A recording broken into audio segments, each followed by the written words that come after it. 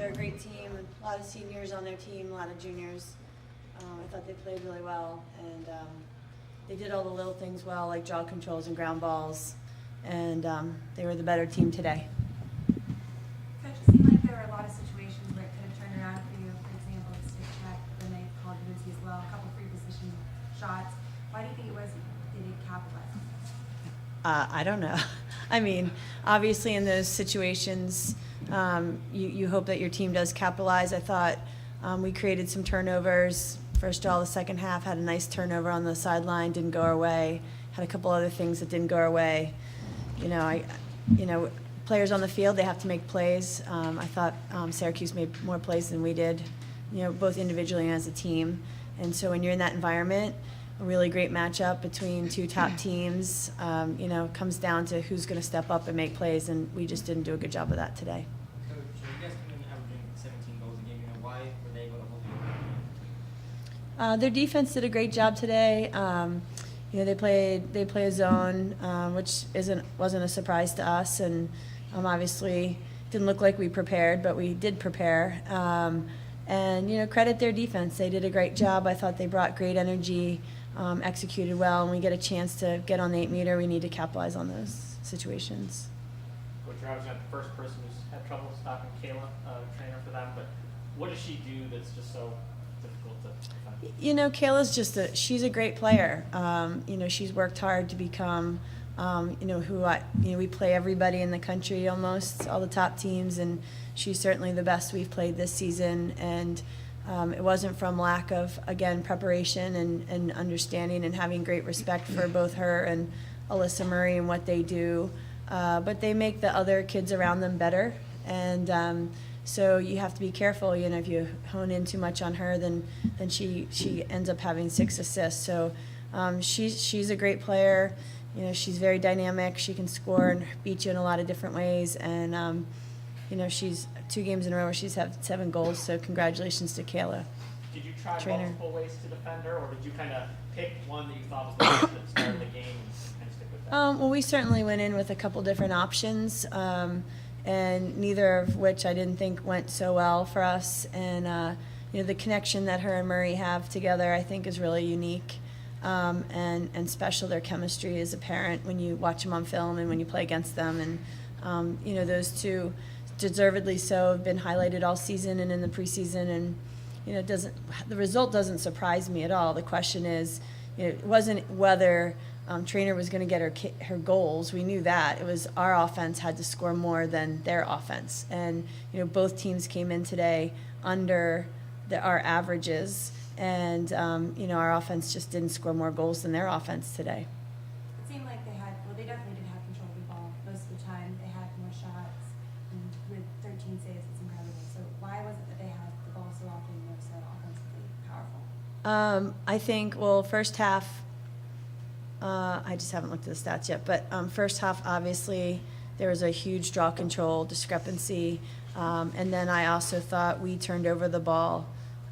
We had 8 turnovers in the first half, and our goal is to be below 10 every game. So, we turned the ball over 8 times, a couple in transition, most of them on offense, 2 really peculiar goal line, end line calls.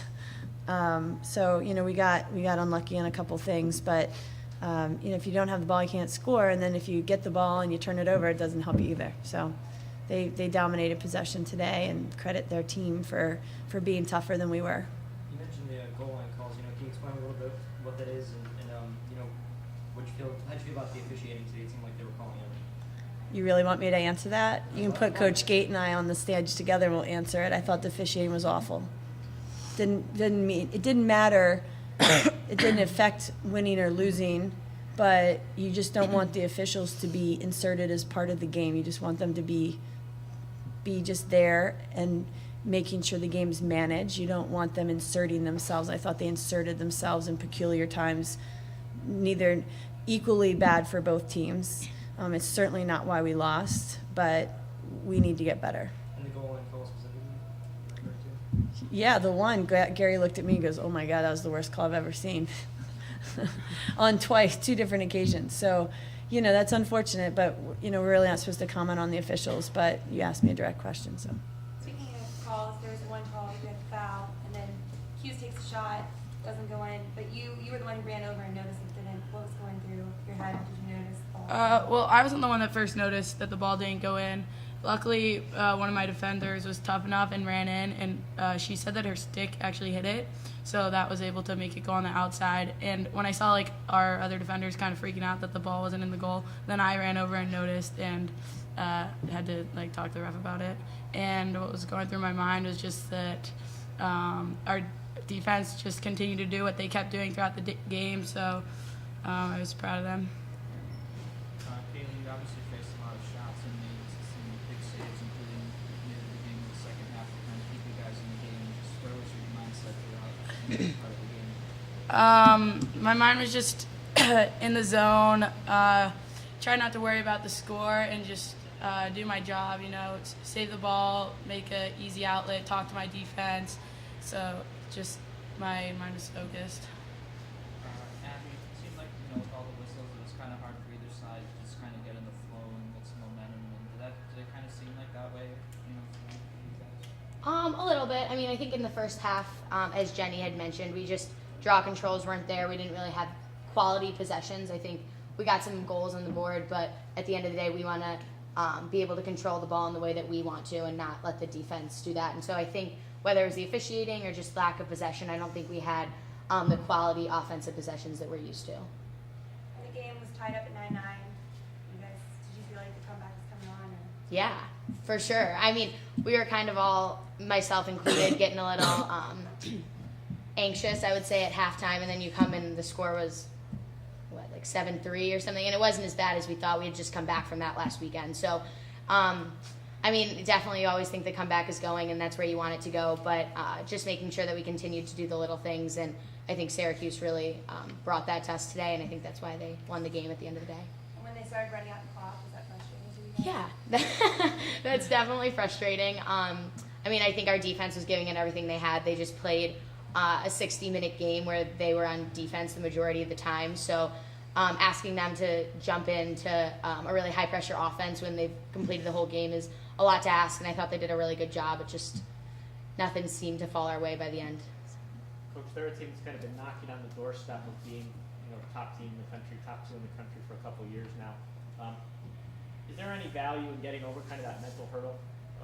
Just as a coach, I know it's from their perspective, but You think they've been knocking on the door? I think they've been there, no?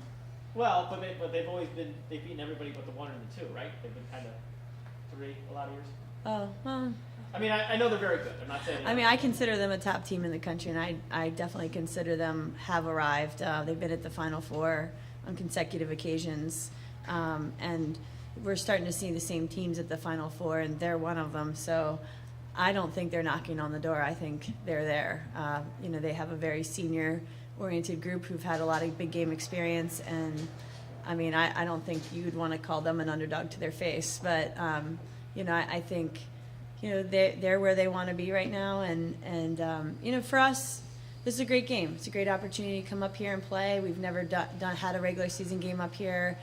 There's a great crowd in it today. I think obviously both teams are really talented, and now that Syracuse is in the ACC, we'll definitely probably see them again, if not in the ACCs, but also in the NCAAs. So I think they're a top team. I don't think they're knocking on the door. So. Thank you, Coach. Yeah. Thanks.